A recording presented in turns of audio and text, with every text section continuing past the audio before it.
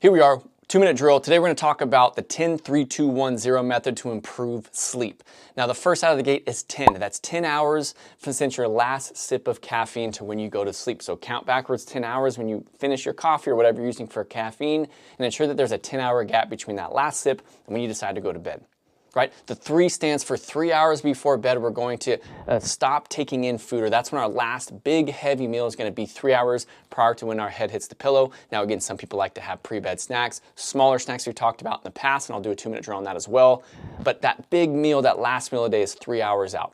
The 2 stands for 2 hours out. We shut off all screens. We shut off our phone, we shut off our laptop, we shut off our TV, and we shut off all screens, and we start to turn down the blue lights, we start to turn up the red lights, and we start to mitigate all the screens in our life. 1 stands for 1 hour before bed. We're going to be doing things that that promote relaxation in our body.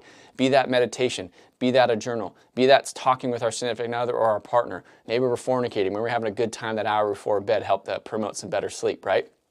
Doing things that cause our brain to downshift, cause our brain to relax, right? Reading books, but also reading books that may not stimulate us. I know I've found in the past that I read books for education prior to bed, and that kind of stimulates my brain and gets me going. Compared to reading books that are more for just enjoyment, or something that's just a storybook, or something that just brings some joy to me or helps me relax that I can barely stay awake for 2 or 3 pages of.